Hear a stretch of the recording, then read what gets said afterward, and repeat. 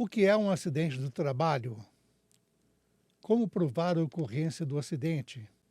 Quais são as indenizações possíveis? E no INSS, quais são os seus direitos? Estas e outras perguntas, você vai ter a resposta na nossa entrevista com a doutora Caroline Campanha sobre acidente do trabalho. Vem com a gente! Olá, amigas e amigos. Eu sou José Cavalcante, este é o podcast Doutor, por favor, porque você tem direito a não ter dúvidas.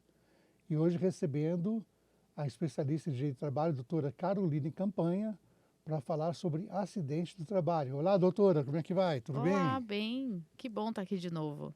É Mais muito, uma vez, né?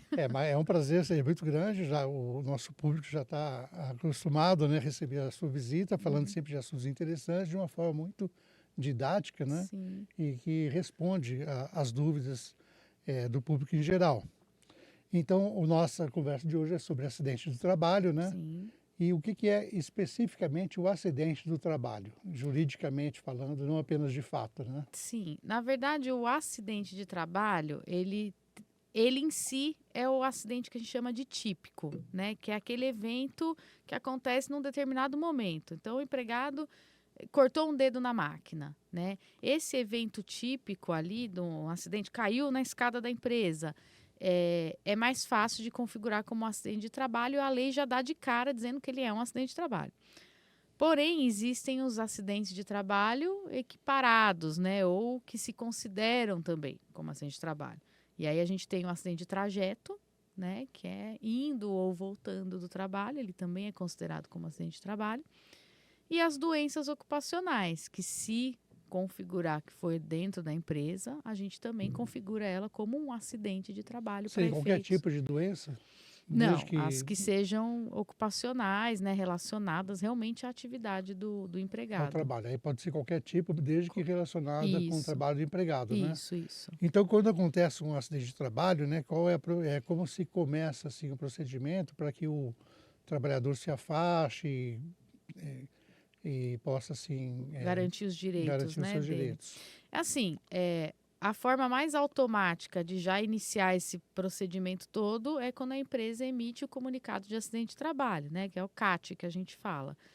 Para eventos típicos, como eu disse, aconteceu ali, né, a empresa não tem nem como se negar a emitir, né? Muitas vezes tem que chamar um SAMU para socorrer o empregado dentro da empresa, então tá na cara que aquilo é do Foi trabalho. um acidente.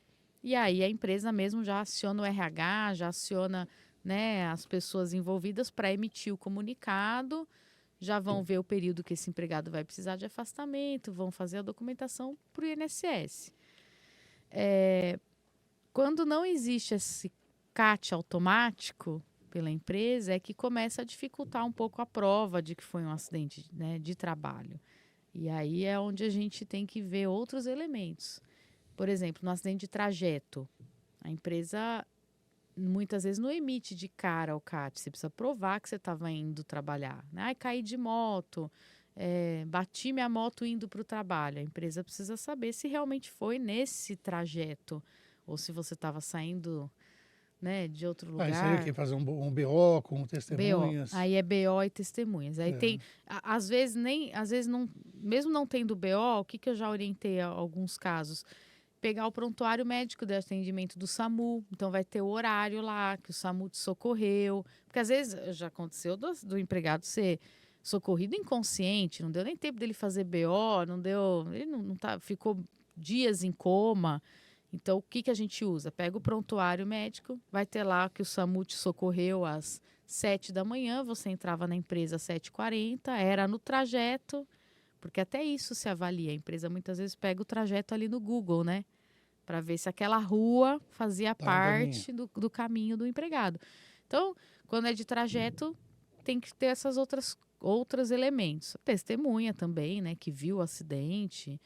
E então, para esses casos, acaba tendo que usar outras medidas, né? Para provar. E nos casos assim das doenças, né, que decorrem do trabalho, aí seria geralmente é a via judicial que se busca ou é É, possível extrajudicialmente? nesse caso é mais difícil a empresa emitir o CAT, ainda é mais difícil ainda, porque ela não vai querer reconhecer que foi ali dentro Não é nem que ela não vai querer, muitas vezes ela não tem elementos para dizer que foi ali, né? Então, o empregado tem um problema de coluna. Pode ter tantos fatores que sejam fora do trabalho, né? Esse empregado pode estar em sobrepeso, esse empregado pode ter uma atividade fora do trabalho também, né? Que lesione. Então, muitas empresas evitam de emitir esse comunicado quando é doença. E aí você tem que buscar pela via judicial, que daí um perito vai analisar a atividade, vai analisar os seus condições clínicas e vai também ouvir testemunhas, tal, como que era o trabalho, pegava peso como, qual que era o peso, abaixava, levantava, qual que era a ergonomia, porque é muito mais difícil a empresa já assumir que foi lá dentro essa lesão, né? E no caso assim, de a empresa não emitir o CAT nesses acidentes típicos, né, que são aqueles que são visivelmente acidentes, né,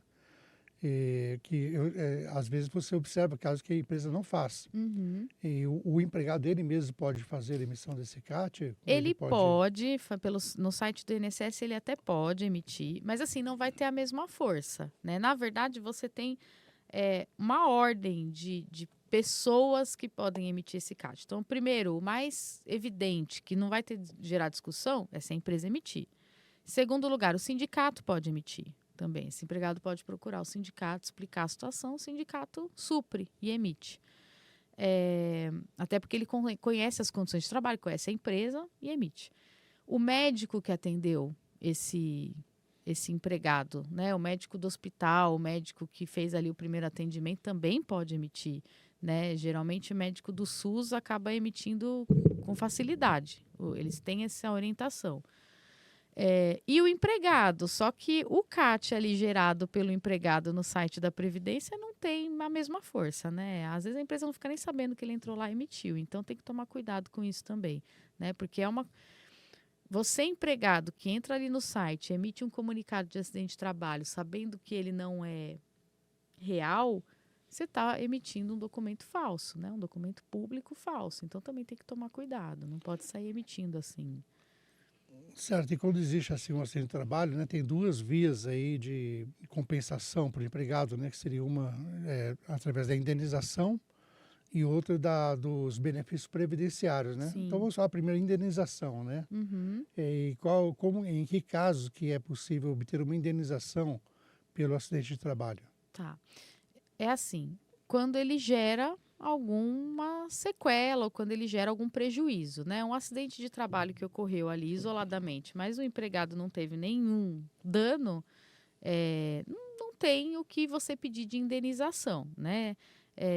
Então, a primeira coisa que você tem que avaliar, qual foi o reflexo que esse acidente causou no empregado? Um acidente puro e simples, ali, olha, caí e torci o pé, né, na empresa. Aí você ficou afastado? Não. Você tá com alguma sequela dessa torção? Não. Você tá trabalhando normal? Tô. Então, né, a primeira coisa que você tem que avaliar, qual foi a sequela? E aí existem sequelas físicas e psicológicas também, né? Porque pode ser que não seja algo físico, mas seja psicológico. E aí eu tenho um exemplo de um caso que foi mais ou menos nesse sentido. O rapaz caiu de uma escada de 4 metros trabalhando. Ele não ficou com problema nenhum. Ele não ficou com problema de coluna, ele não teve corte, ele não teve nada. Porém, ele não conseguia mais trabalhar em altura. Porque toda vez que ele tinha que subir de novo na escada, ele tinha medo de cair, medo de cair. Então, na ação dele, a gente não pediu nada relacionado à sequela, porque ele não teve sequela, mas pediu pelo trauma, pelo dano moral que ele teve e pelo fato da empresa, mesmo ele tendo caído, mesmo o susto que ele levou, não fornecia um cinto de segurança, né? Não forneceu o EPI para evitar. Então, ele continuou trabalhando ali naquela condição que a qualquer momento ele podia cair. Então, qual foi o dano dele? Não foi um dano visível, mas foi um dano Dano moral, psicológico. né? Um dano moral que ele ficou ali traumatizado com a queda. Então, se existe algum tipo de dano, aí tem as indenizações, né? Certo, se no caso de comprovada assim a culpa da empresa, né? O que a empresa teria que pagar para o empregado? O que ela tem que arcar? Aí entraria, né?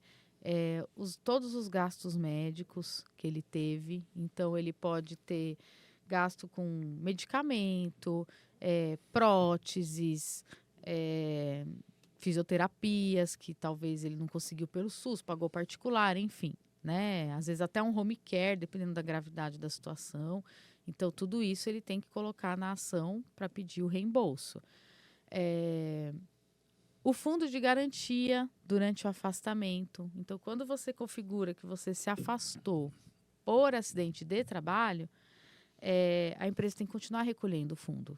Né, e no auxílio-doença ela não recolhe, não né? recolhe. Mas no acidente, no comum, sim. No comum ela não recolhe. Se for doença comum, não recolhe. Agora, no acidente, sim. Então, tem que ficar atento. Esse empregado se acidentou, teve um CAT, acidente de trabalho, não está sendo recolhido o fundo lá na conta dele da Caixa, tem que ir atrás, porque a empresa tem que recolher. Ele acaba tendo o efeito da estabilidade no emprego. Essa estabilidade por quanto tempo? Aí, assim, a lei seca, vamos dizer, né? A lei fala 12 meses, né? A partir do momento que o empregado afastar mais de 15 dias. Então, são 12 meses de estabilidade. Mas os sindicatos têm elastecido. Tem muito sindicato que dá 21 meses, 48 meses. As convenções, né? Com as convenções. Então, assim, quanto tempo eu tenho estabilidade? Primeira coisa que eu faço quando o empregado me procura vamos procurar a convenção do seu sindicato. Se a convenção fala mais, ok. Se a convenção não fala nada, 12 meses, né, de estabilidade. Entra a indenização por dano moral, que é o que a gente falou, né? O sofrimento, a medo, trauma, né? Todo esse reflexo íntimo, né, da pessoa. E a indenização correspondente à perda da capacidade de trabalho, né? Se a pessoa teve alguma redução de capacidade em virtude do acidente, também tem que indenizar ele. Tá, então, na esfera assim, trabalhista, né? Tipo assim, o empregado, a partir do momento que sofre o acidente, né? Ele pode reclamar as indenizações até quando, a partir de quando, pode fazer isso durante o vínculo, né? Ou tem que esperar a demissão? Como que se faz? E aí existe até uma discussão aí grande na jurisprudência, porque quando é um acidente típico, perdi um dedo na máquina. A maior parte dos juízes entendem que se conta 5 anos da data desse acidente. Então, esse empregado tem até 5 anos da data do evento típico ali. Mas ele trabalhou mais 10 e não quis entrar com a ação. Muitos entendem que prescreveu. Qual a saída, né, nesses casos? É tentar puxar que a lesão não tinha sido consolidada ainda. Se foi algum caso que houve um reflexo posterior, né, da sequela e, olha, na verdade o acidente típico aconteceu em 2000, mas em virtude dele ter continuado trabalhando e de ter continuado lesionando ele, a consolidação da lesão só veio em 2020, né? Aí você traz para cá a prescrição dos 5 anos, se não é da data do acidente. Então, a gente fala muito isso. Fique atento, que às vezes o empregado com medo de processar perde todas essas indenizações. Ele tem medo de perder o emprego também, né? Mas aí precisa pesar, porque ele está perdendo direito a uma estabilidade, ele está perdendo direito, tem estabilidades que são até aposentadoria. Então, pela gravidade do caso. E aí também tem outra questão. Se esse empregado entra com essa ação, pedindo as indenizações desse acidente, e logo em seguida ele é dispensado, a gente tem como entrar com uma outra medida, alegando que foi uma dispensa discriminatória, né, que foi uma represália só pelo fato dele ter entrado com a ação. E aí gera uma outra ação em que a gente vai pedir para manter ele no emprego e outras indenizações. Então, o ideal é não ter medo. Mas no caso, o empregado também teria que avaliar, né, o benefício financeiro dessas ações com a possibilidade de ele ser entrar no mercado de trabalho em outra empresa, né? Porque eu acredito que na prática, né, os empregadores, principalmente assim os pequenos e médios empregadores, eles costumam sancionar, né? A gente vê que nas grandes empresas é muito comum que a pessoa entra com uma ação trabalhista contra a grande empresa, né?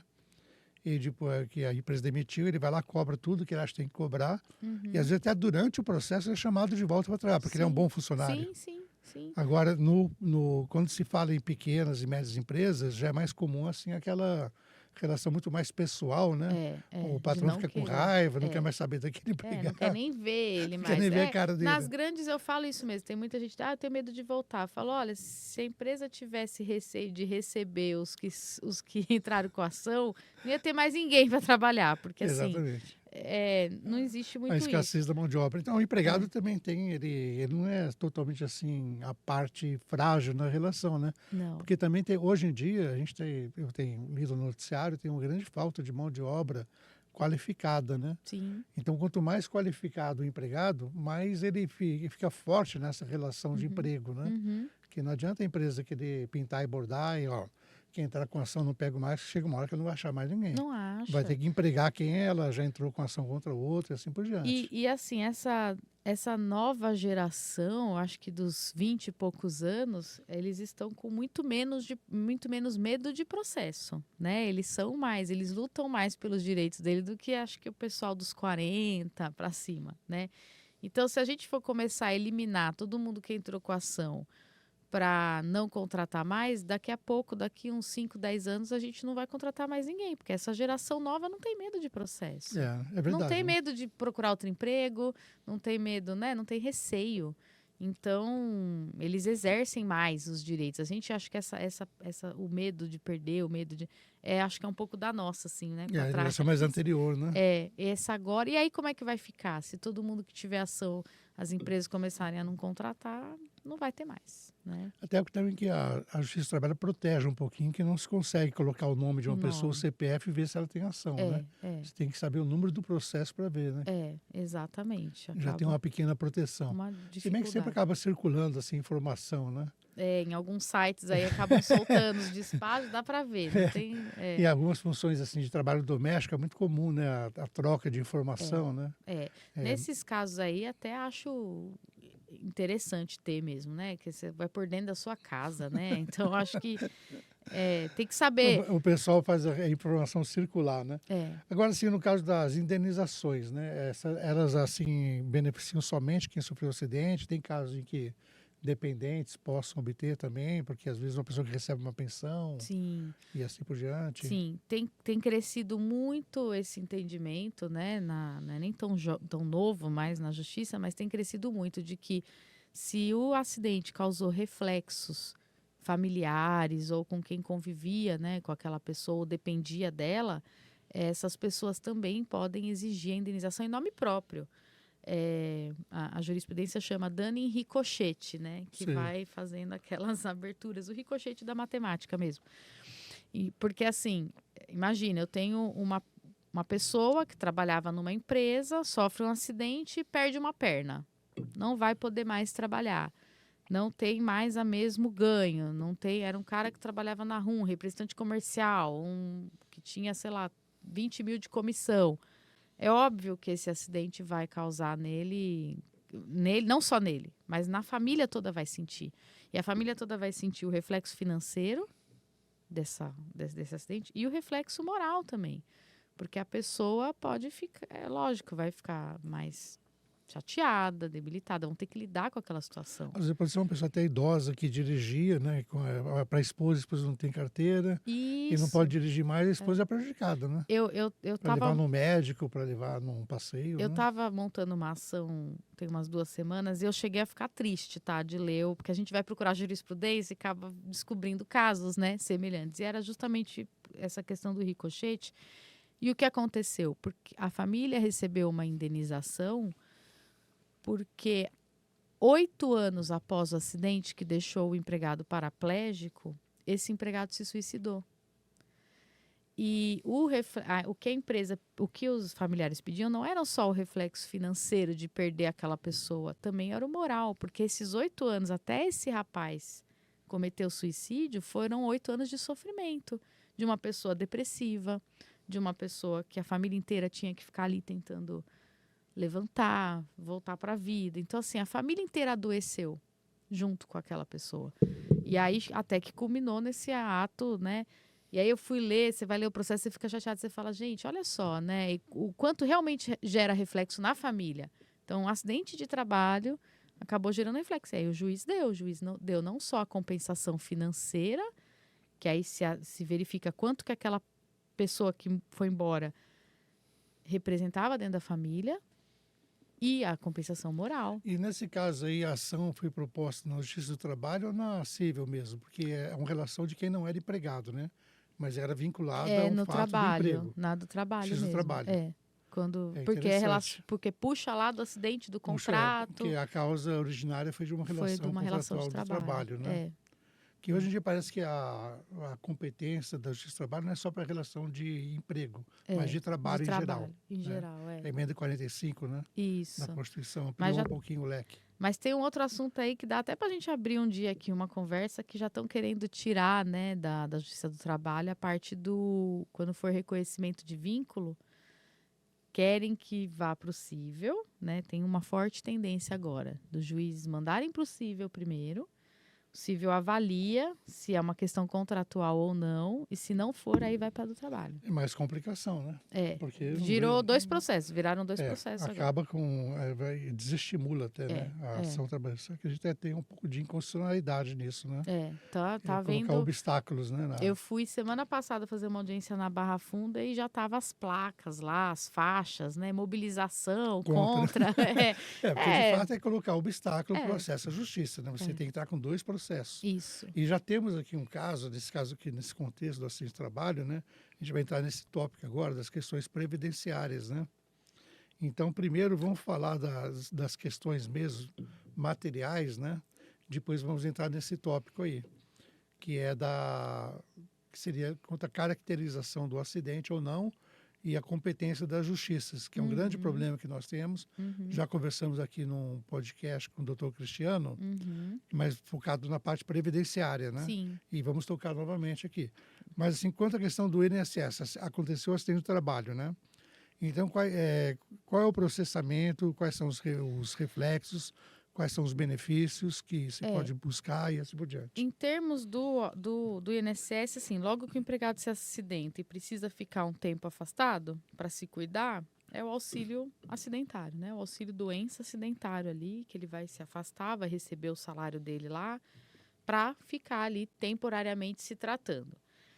Aí esse empregado teve alta. Só que essa alta ainda, ele tem alguma sequela. Ele pode voltar a trabalhar, mas ele ainda ficou com alguma sequela. E essa sequela reduz a capacidade dele. Aí você tem direito a um outro benefício previdenciário, que é o auxílio acidente. Se ele perder um dedo, por exemplo. Perder um dedo ou ombro mesmo. Agora não pode levantar mais que 90 graus.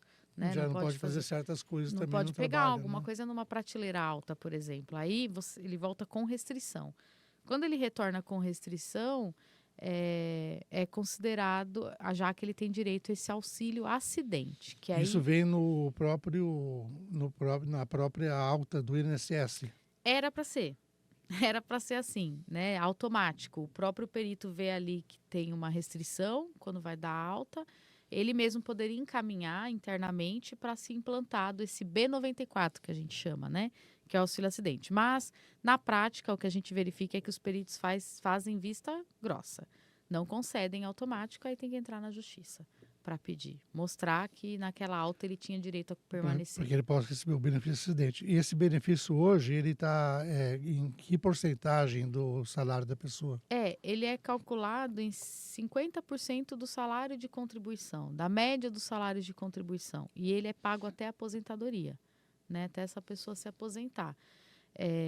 Então, é um benefício interessante de ter, porque ele é um complemento de renda. Pela perda de uma capacidade, você não precisa parcial. parar de trabalhar. Você pode continuar trabalhando. Só que você vai ter aí uma indenização porque você não tem mais a mesma condição de concorrer no mercado de trabalho. Então, esse auxílio, às vezes, também pode causar uma invalidez da pessoa. E, assim, na prática, né, essa demonstração de invalidez, é necessário ficar algum tempo afastado pelo auxílio acidente? Como que é? A aposentadoria por invalidez, se for o caso de invalidez total,